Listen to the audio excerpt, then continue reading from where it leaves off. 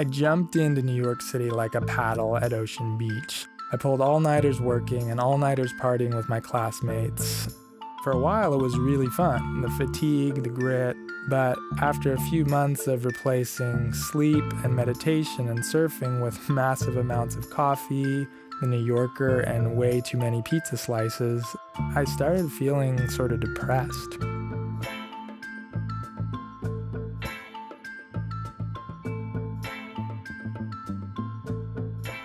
I could tell you which bills were being passed in the Senate and who would most likely win the World Series, but I felt depleted, like I was chasing something that wasn't really authentic or even satisfying. And it was hard not to compare myself to everyone else in New York, too, and at Columbia. Like, that guy's a Pulitzer Prize winner, that student is a piano prodigy, and what the hell am I? What have I really done, and how could I become something better and talented and beautiful and lovable? So as the winter wore on, I started getting sick, really sick. Cold after fever after flu, and I was trying to meditate and go to the gym, but nothing really helped. And it dawned on me that I wasn't paddling out anymore. I was basically drowning. And I was also $50,000 in debt going to this damn expensive private school.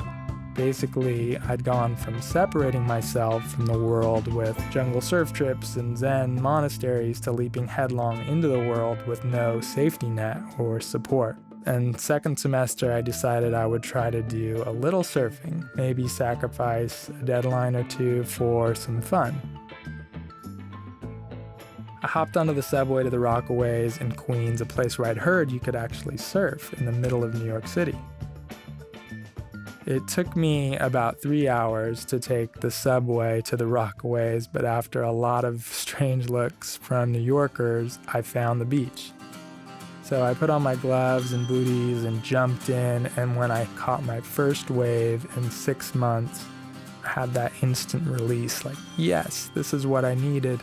But I was also really out of shape, and I decided to walk out on the riprap, save my arms to paddle. And the riprap was covered with ice and snow, but I was giddy and I was singing to myself, not really looking at the horizon. And then suddenly I saw it, this wave that was thicker than I was tall, towering above me.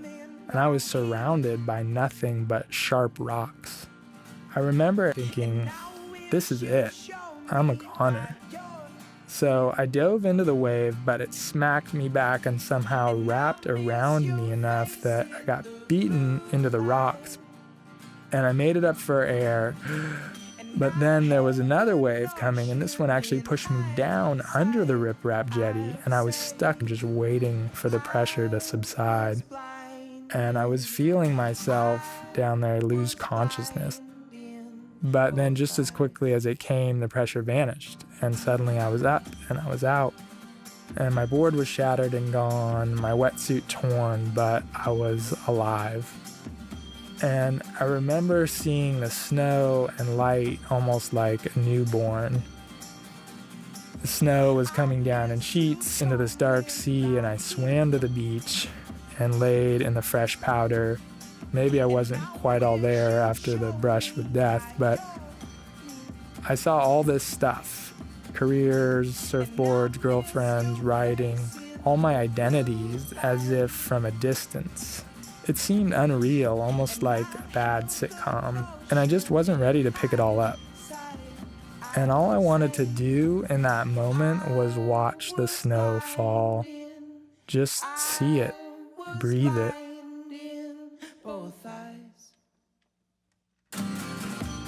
It felt like an immeasurable burden was lifted.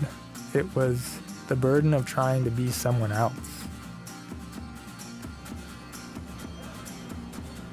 After nearly dying at the Rockaways, the rest of the year didn't seem like such a struggle.